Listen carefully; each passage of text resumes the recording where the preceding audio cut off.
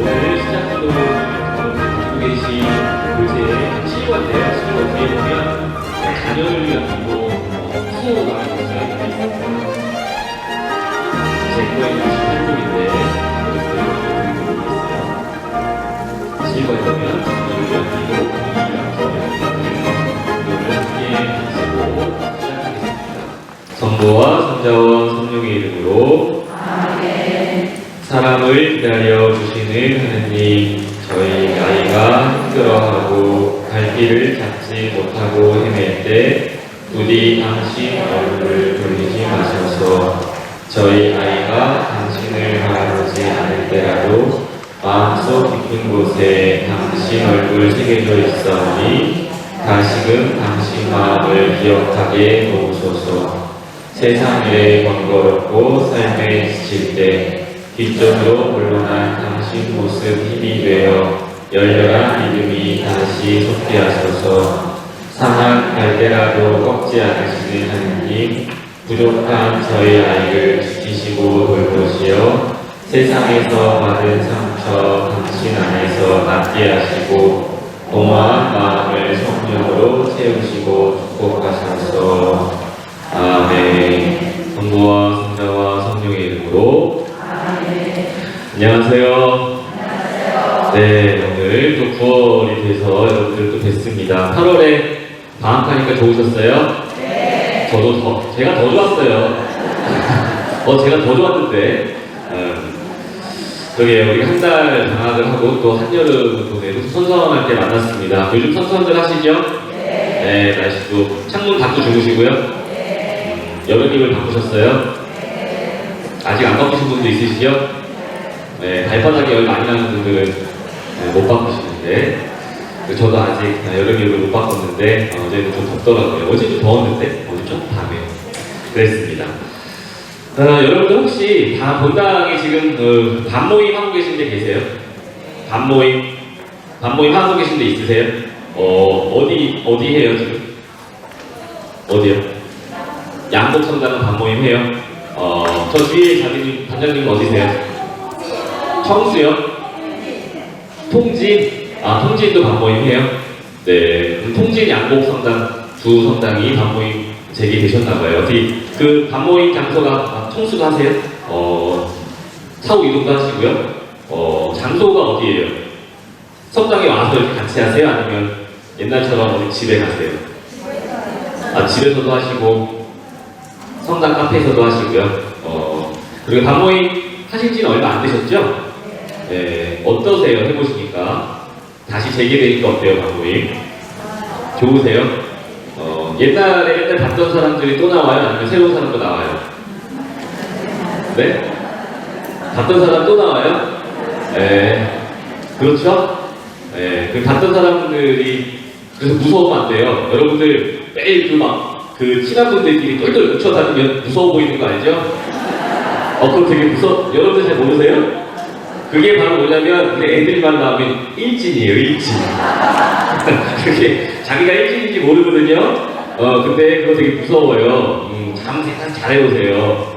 제가 뭐 나쁜 말 하는 게 아니고요.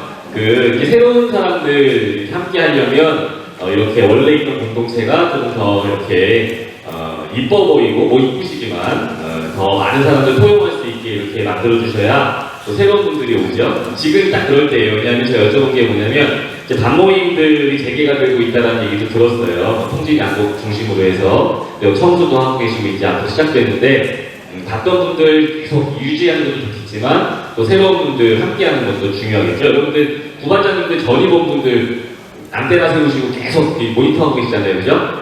네, 전입 어디 왔나 누가 왔나 해서 보고 계실 텐데 그분들도 함께 이렇게 하려면 또 김포가 유동인구가 많아서 지금 막 여러 군데서 들어오고 막 그러니까 여러분들의 그런 포옹력도 되게 필요합니다. 여러분들의 원래 기존에 유지됐던 공동체도 중요하지만 또 새로움이 넘쳐나는 공동체가 되어야겠죠. 그런 제안으로 여러분들 함께 해주시기를 또 청하고 또 저도 반가운 소식이네요. 어쨌든 밤모임을 하고 계신다니까 성당에 이렇게 또 모일 때가 있으면 아마 그런 모임 장소가 있으면 더 편하실 텐데 이렇게 여러분들 많이 애써주고 계시는 거 좋은 일일 겁니다. 오늘 그래서 우리가 7과 제가 보니까 우리가 12과까지 있는 것 같아요. 7, 8, 9, 10, 72, 많아? 아직도 이렇게 많이 남았어요? 아, 우리 10번이죠? 10번. 10과까지 있죠? 7, 8, 9, 10. 그렇죠? 올해 안에 이제 하반기에 9월, 10월, 11월, 12월까지 하면 이제 우리가 이 책 한 권을 띄게 되는데, 제가 어제도 이 책을 이렇게 보고 요즘에 여러분들과 어떻게 또 만나나 이 책을 보면서, 진짜로, 이게 뭐, 난감하죠, 저는 사실, 그죠? 네. 이거 뭐, 부모의 교육이라는데, 진짜 저는 할 말 없습니다. 부모 교육. 진짜 할 말 없죠. 네, 저는 뭐 여러분들에게 여러분들이 대단하다는 말씀을 드리려고 드리는 건데, 저는 어릴 때 이게 되게 내가 이거 어떻게 하지? 나 커서 이거 할 수 있을까? 제가 어릴 때는 사실은 물론 신부 되겠다라는 고귀한 마음이 있었어요. 어릴 때부터 신부 사제가 되겠다라는 아주 큰 뜻은 있었습니다. 아주 그냥 상록수 같은 마음으로 그 뜻은 있었으나, 한켠에 무슨 생각을 했냐면, 저 끝에 작품처럼 했던 생각은 뭐냐면, 그 웨딩 사진 어떻게 찍지? 그걸 못 찍어서 장가 못 가겠다 그랬어. 그거 막 웃어야 되고 막, 그죠? 막 머리에 무스 발라가지고 막 이렇게 같이 친한 척 해야 되고, 그거 어떻게 진짜 친해요? 제가 그걸 그때 몰랐어요. 알려주시지 장가를 갈 때가. 그게 무서웠어요. 저는 한켠에 끝에 두 번째 뭐냐면, 엄마 아빠 어떻게 하지? 엄마 아빠 어떻게 하지? 그런 생각을 했던 것 같습니다. 이기적인 생각이죠. 저도 옛날에 중학생 때, 이렇게 고등학생 때 썼던 일기 보면, 이놈이 이거 신부 되면 안 될 놈이에요. 아주 이기적이었어요. 장가 가기 싫어가지고 신부 되는 것처럼 시도 써놓고 막 그랬더라고요. 그랬는데, 그건 저 잔디 같은 잡초고요. 제 마음에 상록수 같은 사제가 되고 싶은 마음이 있었다는 거 기억해 주셨으면 좋겠습니다. 그래서 어찌되었든 오늘 여러분들과 치과 부모의 교육이라고 해서 만나는데, 이 부모라는 부와 뭐가 있죠? 이 부모라는 이 역할, 드디어 여러분들에게 이 구관장 교육의 아주 한가운데 큰 화두가 될 이야기들이 이제 시작이 되는 모양입니다. 지난 6과 때는 여러분이 기억하실지 모르겠지만 자녀들에 관한 이야기를 했어요. 오늘 우리가 부모님의 입장에서 자녀들을 위한 기도 두 번째 나와 있는 기도로 우리가 함께 시작 기도를 했는데, 이 시작 기도에 나와 있죠. 여러분들 지난달에 공부했던 거를 좀 한번 떠올려 보시는 분들은 눈치채셨겠지만, 그들도 언젠가는 여러분들이 가정에서 우리가 지난 시간에 얘기 잠깐만 해주면, 사추덕이라고 불리우는 가정에서 배울 수 있는 것들을 잘 해내놓으면, 잘 만들어 놓으면 이들이 나중에 신망에는 하느님의 힘으로 배우는 거라는 말씀을 드렸죠. 여러분들이 아무리 부모님이어도 신망에는 자녀들에게 가르칠 수 없습니다. 여러분들은 하느님의 질서에 의하면 어디까지인가? 사실은 사추덕, 인의 예지, 참고 예절 지키고 절제하고 사랑하고 하는 방법까지만 여러분들이 집안에서 가정에서 길러주시면, 이제 그런 마음을 지니고 교회는 또 사회는 그 아이들에게 신망이라는 또 다른 하나의 하느님을 사랑할 수 있는, 보이지 않는 것들을 추구할 수 있는 힘을 길러주는 것이 바로 6과 때 우리가 했던 이야기들입니다. 그래서 최소한 이 4가지, 그죠? 4가지, 이 4가지를 잘 가르쳐서, 맞아요. 이거 뭐 제가 나쁜 말 한 거 아니죠, 그죠? 4가지, 4가지, 이미지 4가지, 4가지를 잘 가르쳐 놓으면, 싹이라는 말 좋은 말이죠, 원래. 싹. 아주 좋은 말입니다. 원래 말 어투가 그래서 그렇지. 그래서 이 4가지를 집안에서 잘 가르쳐 놓아야, 하느님을 섬길 수 있고, 나중에라도 오늘 기도한 것처럼 그들이 사느라 힘들어서 있는다 할지라도 언젠가는 하느님이 드러날 수 있는 기회가 신망을 통해서 오겠다라는 이야기를 우리는 6과 때 한 번쯤 했던 거 2달 전이니까 한번 떠올려 보시고요. 오늘 그래서 우리는 부모의 이야기를 한번 해보도록 하겠습니다. 부모도 참 어려운데요. 앞에 또 붙은 얘기가 있어요. 앞에 우리는 그리스도인이라는 얘기가 또 붙어 있습니다. 과연 그리스도인으로서의 부모의 역할은 아마 보통의 부모 역할보다 더 뭔가 플러스된 가중되는 게 있어 보이죠. 과연 그리스도인만으로도 힘들고 부모만으로도 힘든데, 우리는 그리스도인 부모이죠. 그리고 여러분들 자녀들을 교육시켜야 하는 부모님의 입장에 있으신 거를 오늘 이 과를 통해서 한번 우리가 생각을 해 봐야겠습니다. 참 대단한 게요. 이 부모 뭐라고 써놓고 보니까요. 요즘 세상에서는 뭐 로봇도 대신할 수 있고 돈 주면 대신할 수 있고 다 대신할 수 있는데 진짜 어느 한 인간의 부와 모의 역할은 진짜 누구도 할 수 없죠. 여러분들이 하고 있었던 부모의 역할은 결국 누구도 대신할 수 없는 이야기라는 것이 오늘 굉장히 중요합니다.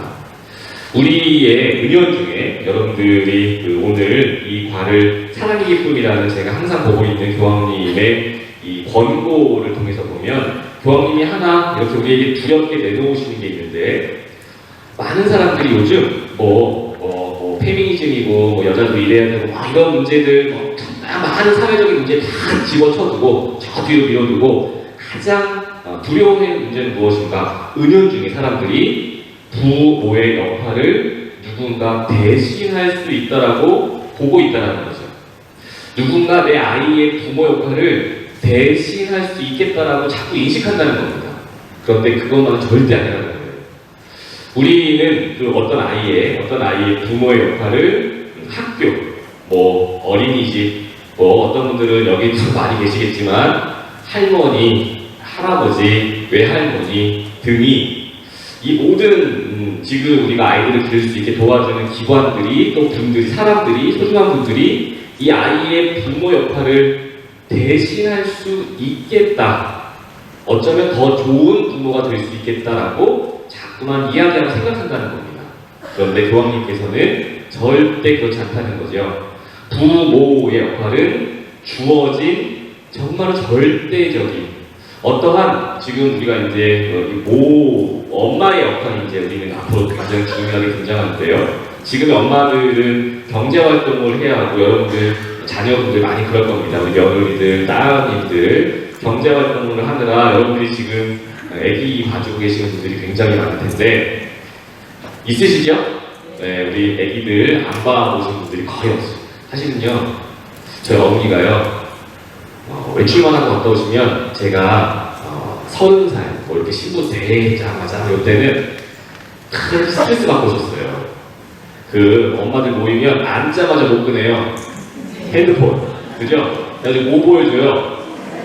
우리 손주가 이렇게 우리 아들이 요번에 아기를 낳는데 그래가지고 그냥 핸드폰을 그냥 맨날 그래가지고 여러분들 모임 때 그거 하시죠? 벌금 내기. 그죠? 핸드폰 꺼내서 손주 손녀 사진 보여주면 벌금 내기 안 하세요? 해죠? 그거 해야 돼요. 전 해야 된다고 주장합니다. 우리 엄마 보호를 위해서. 근데 우리 어머니가 그랬어요. 근데 제가 한 이제 35 이렇게 넘어가 그 이제 아이들이 이쁠 때 눈 못 뜨고 이렇게 신생할 때 얼마나 이뻐요, 그죠? 근데 이제 물론 계속 이뻐요. 잘못 얘기하면 큰일 나는데 계속 이쁩니다. 4살, 5살 이렇게 되면 애기들이 이제 무거워지고, 그죠? 안아주기 힘들어지고, 또 이것들이 이제 말하기 시작하고, 뭐 먹고 싶다고 하고 이제 그러면 싸우기 시작되죠. 그때는 이제 우리 할머니들이 이제 드디어 팔이 아프기 시작하고, 허리가 아프기 시작해요. 그러면 이제 그때부터 자랑을 좀 덜 하신답니다. 그리고 그때는 이제 우리 어머니는 팔팔하시죠, 그죠? 네, 여러분이 애기 보진 않았으니까, 아들이 신부니까. 지금은 저희 어머니가 갑입니다. 팔다리 안 아프신 분이 우리 어머니밖에 없어요. 네, 그래서 제가 집에 가면 그 막 한때는 서운해도 영원히 근데 물론 그 뭐 한켠에 비윤인 자리도 있죠. 물론 식구가 더 생기지 않고 또 집안에 있어야 될 애기들이 없으면 또 제가 애기 역할까지 다 해야 돼요. 그거 얼마나 높아되죠? 우리 어머니 보시나 모르겠네. 그게 이제 뭐냐면 제가 이제 아들인데 뭐 딸이 없으니까 이제 제가 학생 때는 딸 역할은 아주 잘할 수 있었어요.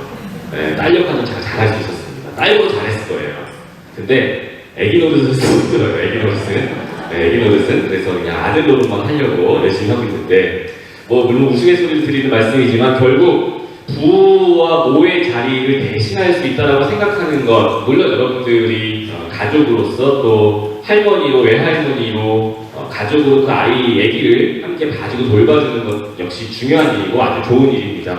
혹시 또 뭐 엄마보다도 더 잘해주실 수 있겠죠. 한 번쯤 키워보셨으니까. 그런데 교황님이 이야기하시는 것은 우려하시는 것은 이 아이의 정신적인 면에서 우리는 부모의 역할을 누구도 대신할 수 없다는 겁니다. 왜냐하면 이러한 문제가 생기죠. 애기들은 자기가 태어나면서부터 단 한 사람의 남자와 단 한 사람의 여자로부터 자기가 이 세상에 왔다는 사실을 이미 알고 있습니다. 그래서 그 한 남자와 한 여자를 정확하게 나를 이 세상에 생명으로 낸 하느님과 같은 존재라고 생각하고 이 세상에 온다는 거죠. 그런데 태어나 보니, 우리끼리 하는 얘기예요. 태어나 보니, 쏘았다죠. 와, 이거 쏘았다. 이거 우리 엄마랑 아빠랑 진짜 사랑해서, 이 인간적인 사랑은 우리가 지금 말로 표현할 수 없을 만큼 여러분들에게는 아늑한 과거가 되어 있을지, 또 혹시나 어떤 분들에게는 그때 뭐 별거 없었어 이럴 수도 있고, 또 그때가 살짝 후회가 되는 분도 계시고, 어떤 분들은 너무 행복하신 분들도 계셨겠지만, 많은 사람들은 태어나면서부터 한 여인, 한 남자의 인간적인 사랑으로 그 생명이 존재한다는 자체를 인식하고 알고 태어납니다. 그래서 내 아빠와 내 엄마가 해줘야 될 역할을 은연중에, 이거는 누가 가르쳐서가 아니라 본능적으로 알고 있다는 것이죠. 그래서 교회는 엄마와 아빠의 역할이 분명히 다르다는 이야기를 합니다. 분명히 다르다. 교회는 질서가 있다고 말씀드렸죠. 여러분들에게도 제가 계속 얘기해드리는 게, 하느님과 나 사이에는 분명히 질서가 존재해요. 이 질서는 우리 인간이 깰 수 없는 건데, 교회는 어떻게 얘기하는가? 아버지의 역할과 어머니의 역할은 분명히 있다는 겁니다.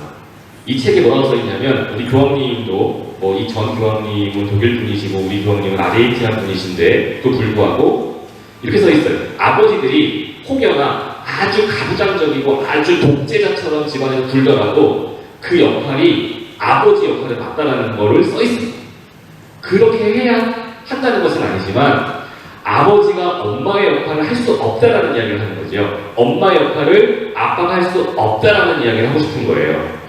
교황님이 말씀하시는 아빠들은 가부장적일지라도, 그리고 독불장군처럼 지낼지라도, 근데 아르헨티나 아빠들도 그랬나봐요. 그죠? 독일 아빠들도 그러긴 했나봐요. 우리 저희 아버지는 그러지 않으셔가지고 잘 모르겠는데, 그런 또 아버지들도 계시긴 하죠. 어쨌든 그러한 역할이 분명히 분배되어 있다는 겁니다. 이 아이 하나를 위해서 역할이 굉장히 아주 세밀하게 분산되어 있다는 거예요. 그런데 누군가 한 사람이, 누군가 어떤 선생님이, 어떤 학교가, 어떤 어린이집이 이 아이의 가장 중요한 그 순간을 대신할 수 있다고 생각하는 것 역시 얼마나 무서운 일이겠는가라고 우리에게 이야기를 해주십니다. 그래서 여기 이렇게 써 있어요. 오늘날 많은 청소년들은 고아가 된 것 같은 느낌을 받고 있으며, 자, 여기서 얘기하는 것은 이제 청소년입니다. 왜냐하면 아기 때는요, 일단은 밥 주면 웃고요, 똥 싸면 울고, 갈아주면 또 웃고, 표현하기를 아주 본능적으로 표현할 수밖에 없습니다. 그런데 이 아가들이 경험하고 느꼈던 게 언제 드러나는가? 결국 청소년 때라는 거죠. 왜? 청소년 때는 이제 지가 표현할 수 있습니다. 자기가 자기의 의견을 말할 수 있죠. 그래서 청소년 때 문제가 생기기 때문에 우리는 아가 시절을 어쩌면 조금 소홀하게 보내는지도 모르겠다. 그래서 오늘날 많은 청소년들은 고아가 된 것 같은 느낌을 받고 있으며, 그렇게 써 있습니다. 이는 우리가 생각하는 것보다 더 심각합니다. 오늘날 우리는 여성이 공부하고 일하며 자신의 능력을 개발하고 개인적 목표를 성취하고자 하는 것이 타당하고 또한 바람직하다고 인식합니다. 그런데 우리는 아기가 특히 태어나서 처음 몇 달 동안은 어머니의 존재를 필요로 한다는 것을 간과해서는 안 됩니다. 여성은 남성과 다르게 어머니로서의 특성을 지니고 있습니다. 여성의 고유한 능력, 특히 모성애라는 부분을 교황님이 이야기를 하십니다. 이 모성애는요, 세상에 하나밖에 없는 사랑의 가장 큰 힘이랍니다. 우리가 그 모성애를 누군가 대신할 수 있다고 생각하는 자체가 굉장히 아까운 사실이죠. 굉장히 아쉬운 사실입니다. 왜냐하면 이 모성애의 강점은 그때 필요한 때 주지 않으면 엄마도 아가도 서로 상처가 된다는 이야기죠. 엄마도 모성애를 주어야 할 때가 분명히 있고 아가도 받아야 할 때가 분명히 있다는 겁니다. 근데 그때 그 순간을 놓치면 돌이킬 수 없는 거죠. 그래서 피조물들은 특징이 있어요. 한 번 파괴되면 돌이킬 수 없다라는 특성이 있습니다.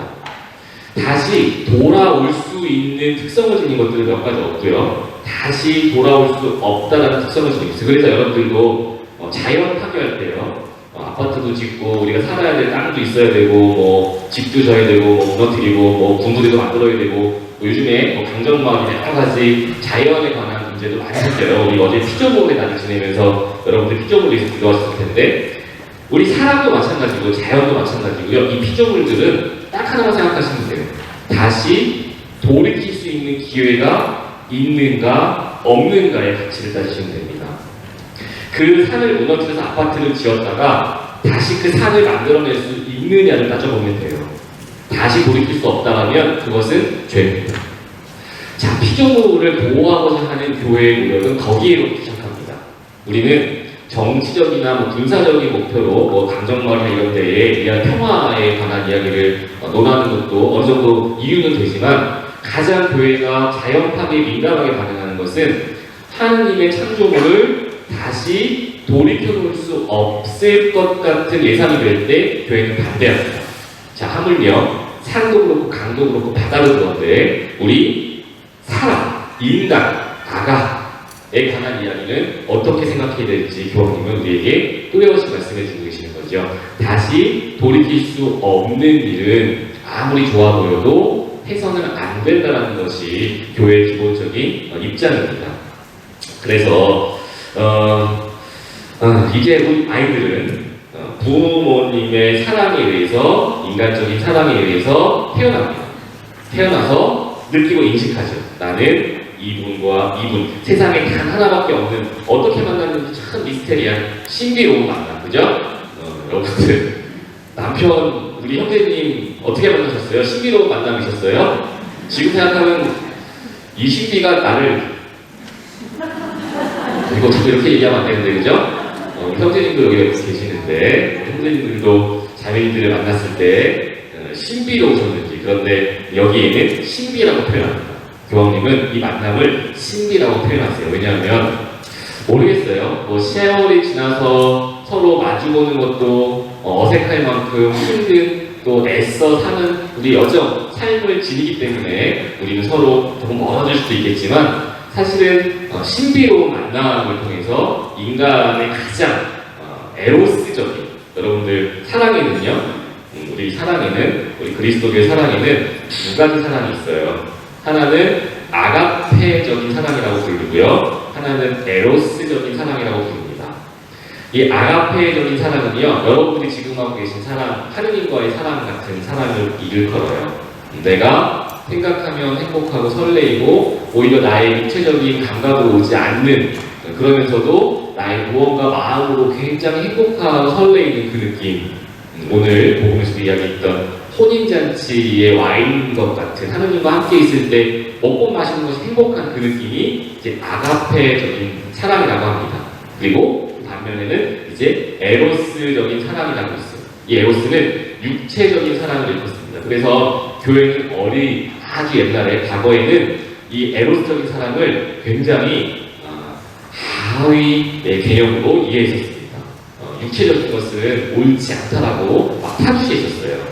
그런데 지난 우리 베네딕토 16세 교황님께서 에로스적인 사랑만큼 하느님이 주신 큰 선물은 없다라고 선포하셨습니다. 그래서 하느님이 주신, 인간에게 주신 가장 큰 선물 중에 이 에로스적인 사랑, 왜냐하면 이 에로스적인 사랑은 창조를 대신하기 때문이라는 거죠. 제가 지난 육과 때도 말씀드렸듯이 크레아시오라고 불리는, 하느님이 피조물을 창조하셨는데 하느님이 피조물을 창조하시고 축복하시면서 이제 번성하여라. 그 번성은 하느님의 일을 대신 맡긴 거죠. 그래서 크레아시오라는 말씀을 여러분들께 드렸죠. 재창조라는 말씀을 드렸었습니다. 그래서 여러분들이 지니고 있었던 이 에로스적 사랑은 아주 인간 사회에 하느님의 일을 대신할 만큼 거룩하고 아름다운 일이고, 이 에로스적인 사랑은 사람을 태어나게 하는 것뿐만 아니라 이 시대의 음악을 만들어내고 이 시대의 미술을 그려내고 많은 것들을 지어내고 창조한다라는 우리 베네딕토 16세 교황님의 아주 큰 가르침이 있었습니다. 그래서 지금 교회는 이 에로스적인 사랑을 아주 소중하게, 뭐 그 전부터도 그랬지만 더욱더 소중하게 생각하는 것이 사실입니다. 그래서 여러분들은 부모의 자리에서 이 에로스적인 사랑, 이 책에서 표현하는 신비로운 만남을 지니신 분들이고, 이 만남은 이 아이에게 고스란히 전달되는 것이 보이지 않는 많은 영향력, 많은 유전자, 많은 환경들을 통해서 이 사람에게 고스란히 전달이 된다는 거죠. 자, 아까 얘기한 것처럼 그런데 태어나보니 좀 속은 것 같아. 나를 정말 사랑해서 만들어냈다면 나를 이렇게 혼자 두지 않을 것 같고, 나를 누구에게 맡기지 않을 것 같고, 나를 학교에 요번에도 학교에 몇 살에 보낸다는 이런 이야기 때문에 다 시끄러웠는데, 나를 학교에 맡겨야 돼, 이런 이야기를 하면서 결국에는 이 사람이 갖게 되는 정신적 어떤 충격은 분명히 존재한다는 겁니다. 그 이야기를 아주 조심스럽게 접근해야 된다. 왜냐하면 교황님은 어떻게 표현하시냐면, 지금 세대는 잘 모르는 고통이라는 거예요.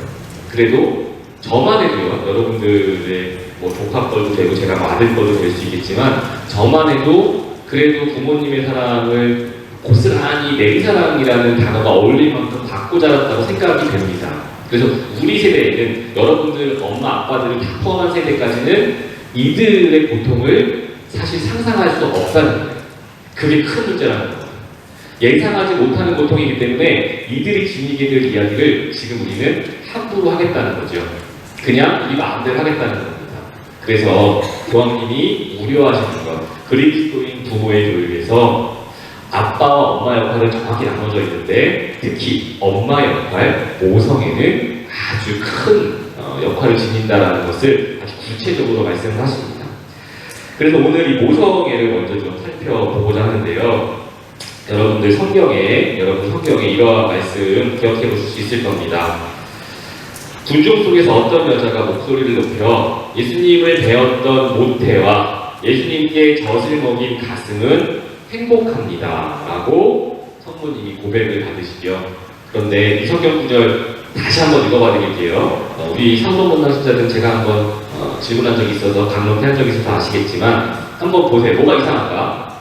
예수님을 배웠던 모태와 예수님께 젖을 먹인 가슴은 행복합니다. 뭐가 행복한지, 여러분 뭐가 이상한지 눈치 못 채셨나요? 이 성경 원문에도 이렇게 써 있습니다.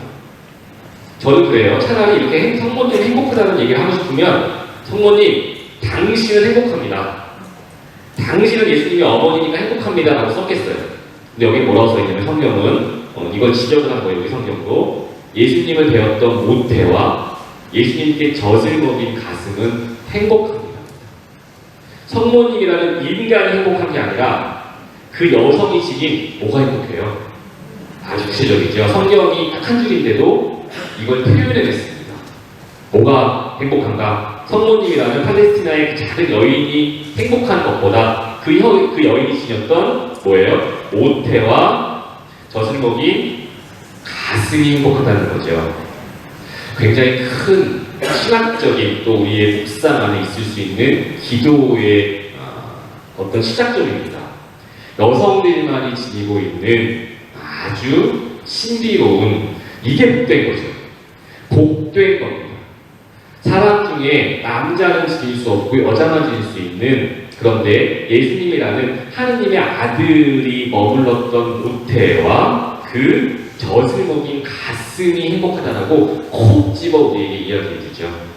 자, 따져보면요, 여러분들의 모험, 우리 여성분들의 모험을 우리 신학은요 굉장히 날카롭게 분석해놨습니다. 그런데 우리 한국교회, 또 우리 한국사회에서는 이 여성들의 모험에 관한 이야기를 예로부터 이렇게 아주 공개적으로 할 수 없는 분위기, 또 아주 터놓할 수 없는 사회적 분위기가 분명히 있습니다. 지금 우리가 개방적이고 이런 문제가 아니고, 지금도 우리는 정서상 여성들의 몸이나 여성들의 그 기관들을 이렇게 신학적으로 꺼내서 이렇게 묵상하게 하지는 잘 않아요. 그런데 제가 로마에서 공부할 때 진짜 많은 부부들이, 많은 우리의 선인들이 그리고 기도를 오래 했던 분들은 이 여성들의 몸으로부터 굉장히 많은 기록거리를 꺼내놨습니다. 왜냐하면 이 모태가 복되고 가슴이 복된 것 생각해보세요. 인간이라는 동물이라는 모든 것들의 종류 중에 가장 따뜻한 곳이 어딘가? 가장 따뜻하고 가장 촉촉하고 가장 풍요로운 곳은 어딘가? 여성들의 모태, 직역하면 자궁입니다. 사실 성경에는 우리는 모태라고 번역했지만 이태리만 성경이나 독일만 성경에는 그냥 직설적으로 당신 아들이 머물렀던 자궁과 당신 아들이 먹었던 젖가슴은 행복합니다. 복됩니다라고 써 있습니다. 여성들의 자궁이 하느님이 머물던 최초의 장소입니다. 여러분들이 이 이야기를 감동적으로 받아들였으면 하는 것이 사실은 오늘 저의 강의의 아주 가장 중요한 지점이에요.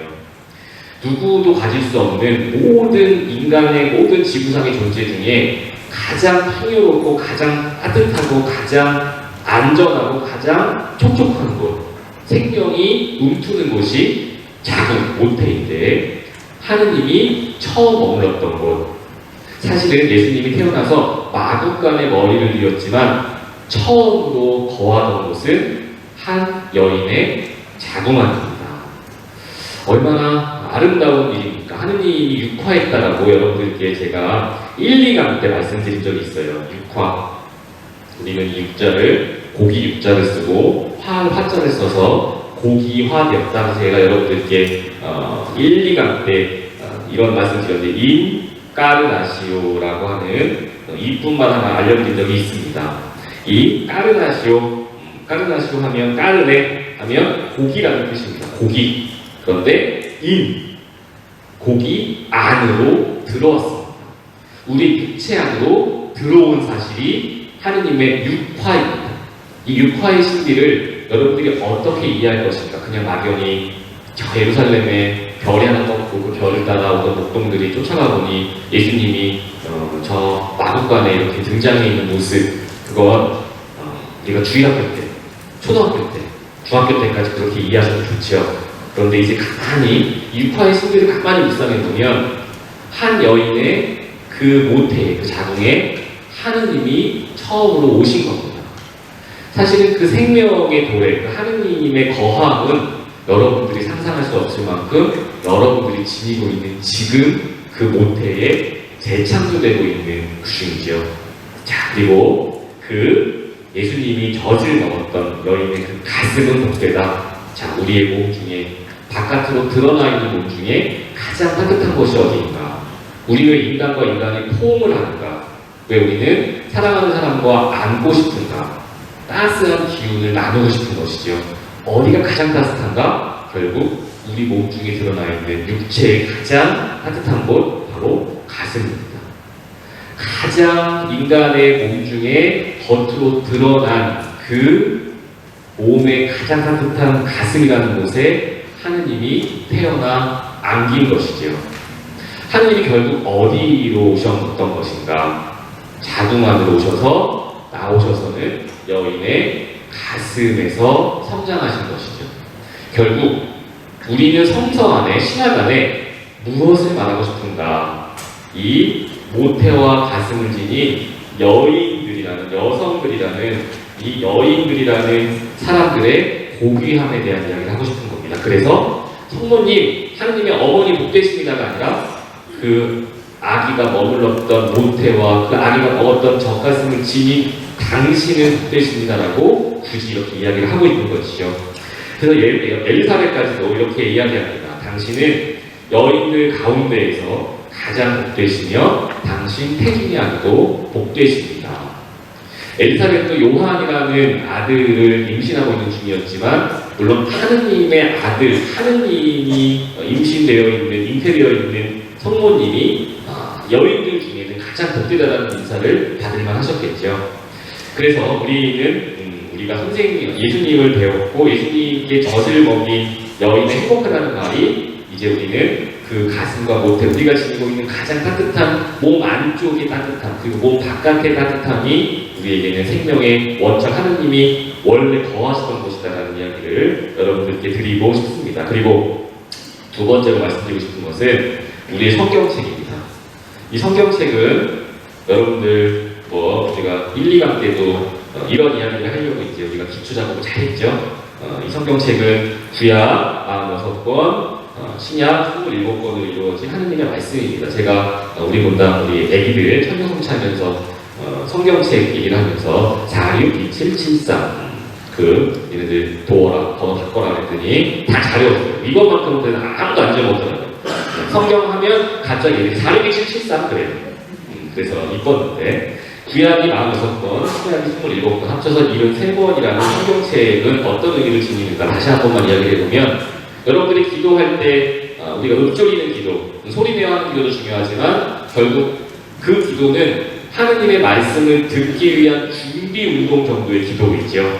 여러분들이 일상을 하느님께 봉헌하고 싶을 때 매일 로사료를 하시고 매일 아침 저녁 기도를 하시는 건데 결국 기도는 가톨릭 교회가 가르치는 대로 그 가르침에 의하면 하느님과의 대화입니다. 그런데 내가 혼자 읊조리는 것은 때로는 하느님께 기도하기 위한 준비 운동, 내 일상을 하느님께 봉헌하기 위한 기도가 되겠지만 결국 나의 일방적인 수다가 될 수 있다는 것도 말씀드렸어요. 왜? 하느님의 이야기를 한마디라도 들어야 대화죠. 내가 100마디만 해놓고 하느님의 이야기를 안 들린다고 또 이야기하고 또 이야기하고 그게 뭐예요? 나의 청원만, 나의 매일 기도만 들으면 혼인잔치에 온 먹고 마시는 게 즐거운 게 아니라 혼인잔치에 왔는데 먹을 거 많은데 먹고 싶지 않고 이 사람 내가 왜 사는 건가 괜히 우울해지고 그러는 거죠. 결국 기도는 무엇인가? 내가 하나하나 어느 순간 하느님의 말씀을 한마디라도 듣는 게 기도죠. 그래서 맨 처음에는 하느님의 말씀이 작게 한마디로 시작됐다가 나한테 이게 오늘 하느님이 해주신 말씀인가?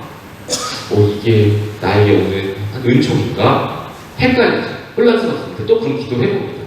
기도해보면 이제 확정이 확신이 듭니다. 하느님의 말씀이네. 그런데 이게 일이 2마디가 되고 2마디가 3마디가 되고 하느님의 말씀이 4마디, 5마디가 되는 게 뭐예요? 이게 기도죠. 그런데 우리 꼬맹이들도 아는데 제가 그래요. 하느님의 말씀 들려 안 들려? 그러면 안 들려요. 하느님 보여 안 보여? 안 보여요. 여러분 똑같죠 그건? 그런데 하느님의 말씀이 그래도 어디에 있는가? 그 하느님의 말씀이 어디에 쓰여 있는가? 결국 우리에게는 성경이라는 하느님의 말씀이 쓰여 있는 곳이 있습니다. 그러면 그 말씀이 들리지 않는 우리는 어떻게 해야 하는가? 일단 성경을 가까이 하고 성경을 생각해야죠. 그런데 문제가 생기죠. 제가 1, 2강 때도 말씀드린 건데 우리는 하느님의 이야기를 들으면 이해하고 싶어. 그죠? 이제 지쳐요. 이해하고 싶은데 이해 안 되니까 지쳐요. 그래서 이해시켜주는 살기를 가보니 그 사람들은 막 이해를 시켜줘. 너가 1000만원 갖고 오면 1000만원어치 은총이가. 그러니까 막 다 가. 우리 애들도 수천제 다 가고 청년들도 다 가고요. 왜 그런지 보면 그들은 성경을 이해시켜주니까 그렇습니다. 신부님 그러면 우리 가톨릭은 왜 성경을 이해시켜주지 않아요? 신부님들 좀 해주면 안 돼요? 신부님들 공부하셨잖아요. 그런 거 하려고 신부하는 거 아니에요? 교수하는 거 아니에요? 라는 질문 많이 받아요. 그런데 성경은 이해하는 것이 아니라 뭐 하는 거예요? 묵상하는 거예요. 성경이 이해가 되면 여러분들에게 하느님이 아니에요. 그건 그냥 점쟁이, 잡신이에요. 이해가 된다면 그건 이미 하느님이 아니라는 거죠. 우리는 하느님의 말씀을 그래서 생각 하다 보면 잡념이 드디어 나가기 시작하고 그게 뭐예요? 여러분 여기 앉아서 허리 꼿꼿이 세우고 당신 한번 바라보고 십자가 바라보고 멍 때리는 한이 있더라도 앉아서 엉덩이로 버텨보는 게 중요하다고 말씀드렸죠. 내 잡념이 언젠가 나갑니다. 앉자마자 드는 잡념 바로 현실적인 잡념이 들죠. 집에 보일러 끄고 왔나? 가스불이 켜놨나? 이거 다 들어요. 다 원래 저도 그래요. 현관문 저도 닫고요. 삐리리 소리가 안 났나? 맨날 그래요. 진짜. 왜냐면 제 사제관이 여름에 자동으로 안 가고요. 여름이 가만히 있어요. 그래서 가끔 저도 외출하고 저기 사오 4번까지 갔다가 돌아온 적도 있어요. 근데 어떻게 돼 있어요? 닫혀 있어요, 그죠? 네. 여러분들도 다 꺼져 있는데, 그죠? 그런 장면이 드는 거예요. 다 들어요. 거기 지치면 안 돼요, 근데. 앉아 있어 보는 거예요. 그러면 그런 장면들이 어느새 100개 하던 게 90개가 되고요. 90개 하던 게 80개. 왜냐면 장면도 계속 들으면 지쳐요. 그거 계속 못해요. 계속 가스 걱정 어떻게 해요? 지쳐요. 앉아 있어도 돼요. 그래서 뭐예요? 수련이에요. 그러면 조금 지나면 이제 어떤 생각이 드냐면 과거 생각이 떠올려야지. 이제 가스불을 다 꺾고 문 다 잠그고 왔는데 과거 생각이 나. 내가 옛날에 그 인간만 안 만났어. 내가 갑자기 10년 전에 꺼준 막 5만 원 생각이 나고 막 그 인간한테 받았던 막 어려움이 막 떠올라. 그것도 지나가. 왜냐면 그게 이제 그때부터 싸움이에요. 가스불은 문은 상대가 안 돼. 그게 꺼져야 돼. 그래야 그게 꺼져야 나를 옥죄이던 시몬의 장모가 어떤 열병이 있었는지 여러분 생각해 보시면 돼요. 열병이에요, 열병. 내 열병을 발견해야 돼. 그죠? 시몬의 장모가 열병을 발견했으니까 사람들이 도움을 받아가지고 지붕 기와 벗겨내가지고 들어간 거예요. 예수님이 나중에 여러분들끼리 끝에 말씀드리겠지만 예수님이 진짜 따뜻한 말씀 해주시거든요. 시몬의 장모에게 그 열병을 발견하고 낫게 하는 게 얼마나 힘든지 하나님도 알고 계십니다. 이해하세요. 다 떠올라. 그죠? 그리고 그런 것들을 상처라고 이야기하고 과거의 아픔이라고 얘기하는데 그런 것들이 이제는 성사의 은총을 통해서 치유가 되고 기도를 통해서 어느 정도 고치적해져요. 그럼 이제 기도가 되려나? 그러면 이제 무슨 생각 들어요? 이제 암달이 걱정돼요. 내가 더 나이 더 먹으면 어떻게 되려나? 이제 그거 앉아가지고 다 해야 돼요. 그래서 그런 것들을 다 해내는 게 뭐냐면 내 마음속에 있는 주름이 은근히 펴지는 시간이에요. 가스불도 껐고 문도 잠갔고 안심되고 평화롭고 과거에 그래 내가 20년 동안 그 인간 때문에 얼마나 힘들게 살았나 그 인간 지금도 보이지도 않는 그 인간이 얼마나 미워서 내가 이 하나님이 준 나를 이렇게 파랗고 맑은 가을 하늘을 내가 먹고 마시기도 부족한 날인데 내가 왜 식욕을 전폐하고 그 인간 생각만 하면 지금도 이렇게 옥매여 있나 왜 열병에 있나 생각해보게 그러면 또 내 주름이 하나가 또 펴집니다. 근데 이 주름은요 제가 말씀드렸죠 맨 처음에는 가늘게 가요. 그죠? 가늘게 맨 처음에는 달콤하고 한 번쯤 해봐도 될 것 같이 가늘게 내 마음에 아주 얇게 주름지죠. 그런데 나도 모르게 이게 깊어지는 게 있기 때문에 그게 이제 죄예요. 그죠? 이게 죄입니다. 이 죄가 되면 그때부터 문제가 생겨요. 그죠? 왜? 반복되니까. 그러면 그 인간만 떠올리고 그 일만 떠올리고 그 사건만 떠올려. 그러면 내가 1000개가 행복한데 그 한 개 때문에 내 인생이 끝나는 거예요. 그죠? 이러한 시간을 내가 버텨내면서 제 주름을 하나하나 펴내는 거죠. 그러면 이게 이제 그때 기도가 돼요. 그때 그 기도를 어디에 시작해야 되는 것인가? 들리지 않는 하나님의 말씀 안 들리려 하지 마시고 성경이라는 매일 인사하는 말씀을 생각 묵상입니다. 그래서 여러분들이 여기에 오셔서 성전에 오셔서 엉덩이 붙이고 앉아서 앞을 응시하고 허리를 펴고 호흡을 가다듬어 보는 것 그게 반발짝 뛰는 나의 용기예요. 안 될 거라고 가만히 있으면 하나님의 은총이 어디 있는지도 모릅니다. 근데 반발짝만 뛰어보면 돼요. 반발짝만 해보면 하나님이 나한테 아닌 것 같은데 한마디를 들려주시네. 그럼 이제 어떻게 돼요? 나중에 기도를 여러분들 오래 하게 되시면 하나님의 한마디가 나중에 100마디가 돼. 그럼 나는 어떻게 돼? 침묵에 이르는 거죠. 그죠? 우리가 침묵에 이르면 그때부터는 혼인잔치예요. 혼인잔치. 그냥 은총 지위에 있는 거죠. 그래서 그때는 내가 예민하게 받아들이는 것이 아니라 내 삶이 어떤지를 성찰도 가능해지고 왜? 이제는 작년 가스불 정도만 생각하면 돼요. 과거도 이제 지나갔어. 미래도 그래 하나님에게 곳간이 하나님 나라 땅 사놓으면 되지 라고 여겨지는 그 순간이 다가올 수 있다라는 이야기입니다. 그래서 그러한 이야기들을 여러분들에게 하면서 이 성경이 그래서 이 두 번째 얘기를 아직 못했는데 어떤 이야기가 있는가? 첫 페이지 피자마자 창세기 뭐로 시작되냐면 남과 여의 이야기가 시작됩니다. 아주 신기한 신비로운 일이에요. 쫙 피자마자 이 하나님의 역사와 하나님의 일은 남자와 여자 사이에서 시작됩니다. 그래서 이 남자와 여자는 물론 죄라는 굴레에 빠지지만 이 죄가 우리의 성경에 큰 역할을 하기 때문에 다시 우리가 이 얘기를 다시 카인 아벨 여러분들께 많이 말씀드렸으니까 반복할 필요 없고 창세기 시작이 남자와 여자의 역사로 시작하는데 저는 끝을 얘기하고 싶어요. 이제 끝은 뭐예요? 성경의 끝 뭐예요? 맨 마지막 장에 뭐 있어요? 요한 묵시록 계시록이 있죠, 그죠? 그 마지막 장이 또 어떻게 끝나냐면요, 두 번째 신랑이 등장합니다. 그런데 두 번째 신랑이에요. 그리고 신부는 어떻게 등장하는가? 새 신부, 새 예루살렘. 여러분들 부부들이 어떻게 얘기했냐면요, 이 새 예루살렘 여러분들 떠올리시면 그냥 성수전에 가보신 분들은 예루살렘 성벽이 떠오르시고 그럴 텐데 두 번째 신랑이 등장합니다. 상징적이죠. 두 번째 신랑은 누구를 의미하는가? 이제 예수 그리스도를 의미합니다. 예수 그리스도. 그런데 새 신부, 새 예루살렘은 누구를 이야기하는가? 여인을 의미하는 것도 있겠지만 예루살렘 성벽. 그게 뭐예요? 가장 안전하고 가장 따뜻하고 가장 우리가 거할 만한 곳. 그게 어디예요? 여인의 다시금 모태와 가슴입니다. 새 예루살렘은 그래서 아주 따뜻한 도성을 의미해요. 하느님의 나라입니다. 가장 안전한 거처예요.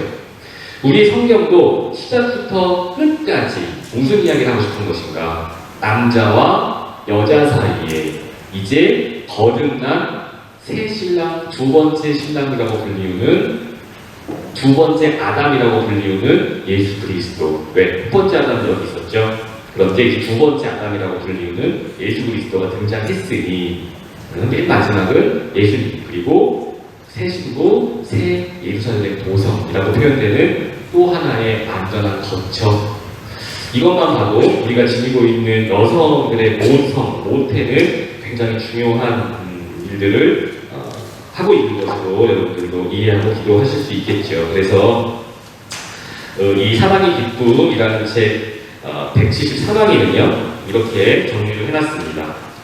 여성은 남성과 다르게 어머니로서의 특성을 지니고 있습니다. 곧 여성은 새로운 인간 생명의 주체로서 그 생명을 잉태하고 길러 세상에 태어나게 합니다. 그리고 그 다음 174항이 중요한데요. 사실 어머니들은 만연한 이기적 개인주의에 대한 강력한 해독제입니다.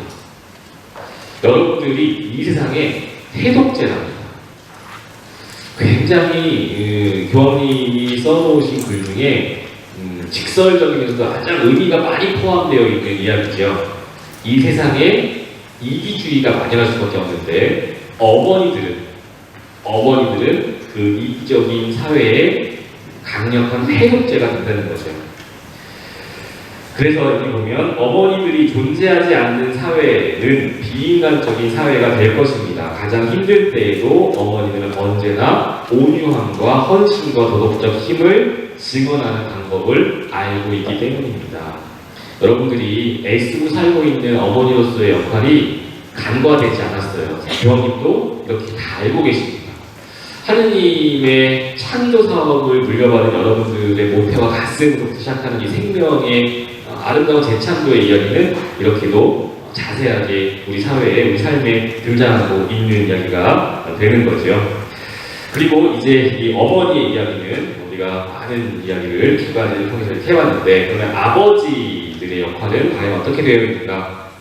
아버지 역할도 여기 보면 175항과 176항을 통해서 쓰여 있습니다. 그래서 여기에 있는 내용들을 좀 말씀을 드려보면, 우리의 사회가 아버지 없는 사회라고 사람들은 말합니다. 그래서 서양 문화에서 상징적인 아버지상이 사라져버리거나 왜곡되고 그 빛이 바랬다라는 이야기를 아까 제가 말씀드린 이야기입니다. 아버지가 해야 할 역할이 분명히 있는데 그게 왜 어머니의 역할과 섞여서 혼동되어 있는가? 그래도 그의 고유한 몫은 남겨놔야 한다는 거죠. 여기 보면 이해할 수 있는 혼돈이 발생했는데 남성성의 의문이 제기되는 이야기입니다. 먼저 이는 해방으로 여겨졌기 때문이라는 거예요. 주인으로서의 아버지로부터, 외적으로 부여되는 법을 대표하는 아버지로부터 자녀의 행복을 감시하며 젊은이들의 자립과 자율성을 방해하는 아버지로부터 벗어나는 배반이라고 생각하는 것이 가장 큰 문제라는 겁니다. 아버지들의 역할이 분명히 존재하는데 그 아버지 역할을 하지 못하도록 우리는 은연중에 아버지들에게 스트레스를 주고 있다는 거예요. 한번 생각해 볼 만하죠. 아버지들의 역할을 원래 고유한 역할이 있는데 내가 경험했던 그 옛날의 아버지 상 때문에 우리 사회가 지니고 있다라고 자꾸만 잘못되게 얘기하는 아버지들의 모습 때문에 지금의 좋은 아버지들도 역할을 못하게 한다는 겁니다. 잘 한번 생각해 볼 필요가 있어요. 그래서 아버지들은 어떤 아버지들은 이렇게 생각한답니다. 자신들이 쓸모가 없거나 필요하지 않다고 느낀답니다. 그러나 아이가 실패하고 돌아왔을 때 자신을 기다리고 있는 아버지를 찾고자 하는 것이 사실이라는 거죠. 사람은 아들이나 딸이나 자녀들은 어렵고 실패했을 때 뭔가 외부에서 압력을 받았을 때는 본능적으로 부성을 찾게 된다는 겁니다. 본능적으로 아버지를 찾게 된다는 거예요. 그런데 그 아버지의 역할을 제한해 두었다가는 사실은 가부장적이고 물론 역할이 좀 없는 아버지라고 불리우는 아버지들도 분명히 있기 때문에 우리가 자세하게 가정사를 다 하나하나 말씀드릴 수는 없겠지만 그러한 특수한 경우임에도 불구하고 아버지들의 역할이 분명히 있고 그 아버지들은 아이들, 자녀들이 실패했을 때 아버지에게 돌아올 수 있는 그러한 어떤 원동력이 된다는 이야기를 교황님이 이렇게 해주십니다. 그래서 아이가 아버지 없이 자라나게 되어서 때가 채 이르기도 전에 어린아이로 살아가는 것을 단념해 버리는 것은 바람직하지 않습니다. 라고 쓰여 있습니다. 다시 한번 이거 중요한 얘기니까 한번 차분히 들어보세요. 아이가 아버지 없이 자라나게 되어서 때가 채 이르기도 전에 어린아이로 살아가는 것을 단념해 버리는 것은 바람직하지 않습니다. 결국 아버지 역할을 제한하면 어린아이가 어린 시절을 경험하지 않고 빨리 커버린다는 이야기입니다. 어린아이도 그 어린 시절이 분명히 필요하다는 거예요. 그때 어린 시절을 거쳐야 좋은 어른이 될 수 있는데 아버지 역할을 제한해두면 아버지가 없다라고 생각되면 아버지가 존재하지 않는다고 생각하면 아버지는 그냥 밖에서 돈만 벌어오는 사람이라고 생각되면 이 아이는 금방 어른이 될 수밖에 없다라는 겁니다. 물론 성숙하고 어른이 되어가는 것은 좋은 일일 수도 있겠지만 비정상적인 이야기, 왜 오늘 우리가 이 이야기를 쉽게 하면서도 자꾸 이해가 가지 않는 어려움에 봉착하는가? 여러분도 아마 머릿속에 그러실 텐데 우리가 그 아이의 자리에서 생각해보지 않았기 때문에 우리가 경험해보지 않았기 때문이에요. 왜냐하면 여러분들 세대, 저 세대까지만 해도 아버지들이 어쨌든 저쨌든 능력이 있던 없던 밖에 나가서 어떤 일을 하시던 아버지였습니다. 근데 지금은 잘난 아빠들도 아빠 역할이 제한되어 있어요. 이상하죠? 무언가 생계에만 매여 있고 무언가 기계적인 역할에만, 그리고 여성들이 이 남성을 상품화시키는 것도 우리 사회에 만연하긴 합니다. 제가 그래서 이제 이런 이야기 드리면서 마무리를 할 때는 좀 웃고 끝내야 될 텐데, 왜냐면 오늘 조금 무겁지만 쉬운 이야기를 제가 이제 해드리고 싶어서 쉽지 않은 주제를 가지고 이제 무겁게 이야기를 푼 것도 사실입니다. 근데 그런 생각이 들었어요. 제가 로마에 살고 독일에 살면서 가장 많이 본 건 할아버지 할머니들이 손 붙잡고 다니는 겁니다. 근데 제가 생각해봤어요. 왜 내 눈에 이게 신기해 보이지? 저희 어머니 아버지도 화목하셨어요. 싸우지 않으셨어요, 잘. 근데 손 붙잡고 다니는 건 못 봤어요. 네.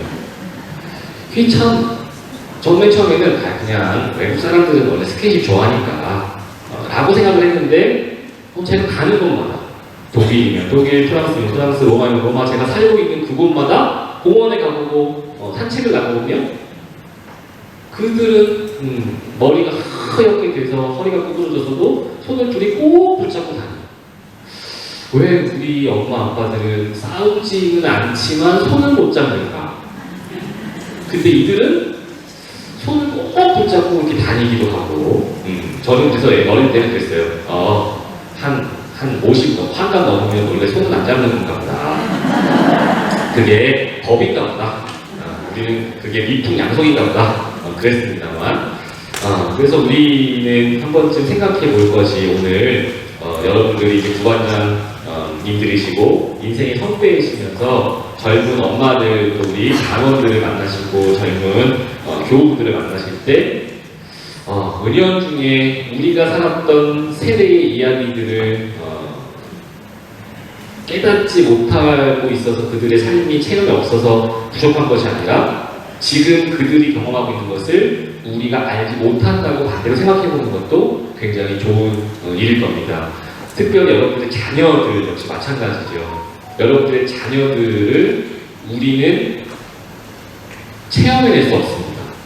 그들이 갖고 있는 사연, 그들이 갖고 있는 어릴 적의 느낌, 우리와는, 여러분들과는 이제 다른 생각을 살고 있는 우리 어린이들, 또 청소년들, 또 장년들, 여러분들의 아들, 딸들이 되겠죠. 그래서 오늘 여러분들과 나눈 이야기들 중에 이제 마무리를 해봅니다. 우리가 부모의 역할 중에 가장 조심해야 될 현실적인 문제는 여러분들도 느끼시고 계시겠지만 사람을 내동댕이 채워서는 안 됩니다. 어머니의 역할이 그래요. 제가 그래서 어머니들에게 참고 희생하라는 말씀만 드리는 것이 아니고요. 어머니들은 본디 이 따뜻한 모태와 가슴을 지닌 이 지구상의 유일한 존재들이십니다. 그래서 원래 더러운 영이 들면요, 여러분들 지난주 화요일 수요일날 평림사 가신 분들은 묵상해 보셨겠지만 더러운 영의 특징이 뭐냐면 하느님이 누군지 알고요, 하느님에게 고백까지 합니다. 당신은 하느님이 아닌 예수님입니다. 고백을 해요. 근데 뭐예요? 이 더러운 영은 소리를 지릅니다. 그래서 사람은 내동댕이 쳤다고 보은서는 표현해요. 우리가 더러운 영은요, 저 멀리 있는 게 아니에요. 우리가 가까이 있죠. 더러움이라는 말이 붙어서 우리가 난 안 더러워, 나는 더러운 거 싫어 라고 할 수도 있지만 우리의 따스함을 가리우는 그게 뭐예요? 소리 지르는 겁니다. 내동댕이 치는 거예요. 왜냐하면 모든 자녀들은요, 엄마들의 부드러움을 상상합니다. 아빠들에게는 돌아올 수 있는 버팀목이라고 여기고 엄마들은 부드러움이라고 여기는데 엄마들마저 아빠처럼 소리를 지르면 그들이 내동댕이 쳐집니다. 오늘 이거 하나만 생각했으면 좋겠어요. 결국 우리가 이런 좋은 얘기, 교황님의 말씀 잘 들었지만 딱 하나 현실적으로 실천해 볼 수 있는 것. 더러운 영의 특징. 1번, 하느님을 안 가고 조곤조곤 고백할 줄 아는데, 두 번째, 사람에게는 소리를 지른다는 거죠. 그래서 그 사람이 내동댕이 쳐졌다라는 표현이 복음에 등장합니다. 저는 오늘 아들들 입장에서 저는 어머니는 못 해보겠죠. 아버지는 힘든데 저는. 그래서 우리 어머니들께 간곡히 아니면 기도의 중심이 되어야 하는 것. 내 말로 누군가를 내동댕이 쳐서는 안 되겠다라는 겁니다. 물론 희생하고 용서하시기가 힘든 일도 있겠죠. 그런데 여러분들은 그들을 지녔던 모태와 그가 먹고 자란 가슴이 있는 이 지구상의 가장 따뜻한 존재, 어머니라는 겁니다. 잊지 않으셨으면 좋겠어요. 그래서 누군가를 내동댕이 칠 수 있는 일들을 이제 앞으로 덜 하셨으면, 또 그게 그들을 위해서가 아니라 여러분의 스스로를 위한 기도가 되리라 생각이 듭니다. 저는 어머니들을 존경하는 입장에서 이러한 부탁을 감히 드려보는 거고요. 저 역시 아들의 입장에서 여러분들을 위해서 이런 하느님의 큰 재창조 사업의 도구로 계신 여러분들을 기도하고 또 떠올리면서 함께 지내도록 하겠습니다. 그러면 아마도 여러분들이 딱 이제 마지막인데 살면서 엄마니까 엄마로서 역할을 다 했으니까 나는 저 윗자리에 한번 가보고 싶어. 저 윗자리가 내 자리인 것 같아. 그런데 우리 자녀들은 그래요 어머니, 평생 고생하셨으니까 그 자리에 가세요라고 존중해 주겠죠. 그런데 제가 말씀드린 적 있어요, 그죠? 그들이 존경할 수 있게 해야 합니다. 존중은 얼추 받아요. 엄마니까, 아빠니까. 근데 존경은 그들의 마음에 우러나야 해주는 거예요. 그래서 여러분들은 존경받으시는 어머니 되셨으면 좋겠고 아버지가 되셨으면 좋겠다는 겁니다. 그러면 복음이 되는 것처럼 여보게 친구여 더 앞자리로 앉게라고 그들이 여러분들에게 이야기하겠죠. 어머니 저 뒷자리가 아니라 앞자리에 가서 앉으세요. 내가 앉혀드릴게요. 어머니 자리는 제가 앉혀드리는 자리입니다. 저 앞자리입니다. 라고 그들이 마음으로 존경할 수 있는 그러한 어머니들이 되셔 주시길 저도 기도하고 함께 하겠습니다. 오늘 여기서 오늘의 구원자 교육을 마치도록 하겠습니다. 오늘 구원자 교육 마무리하면서요. 아까 시작기도 했던 그 옆 페이지에 있는 자녀의 신앙 생활을 위해 하는 기도를 바치면서 마치겠습니다. 저의 모두의 희망이신 하느님, 저희가 당신을 소망하듯이 아이들도 당신을 바라보게 하소서. 저희가 일상을 당신께 원하듯이 아이들도 제 생활을 당신께 드리고 당신 안에서 기뻐하게 하소서. 아이들이 공부하고 일하며 휴식을 취하고 잠을 자는 동안에도 당신께서 지켜주시고 바라시는 좋은 것을 만들게 하소서. 또한 아이들이 기도하는 가운데 당신을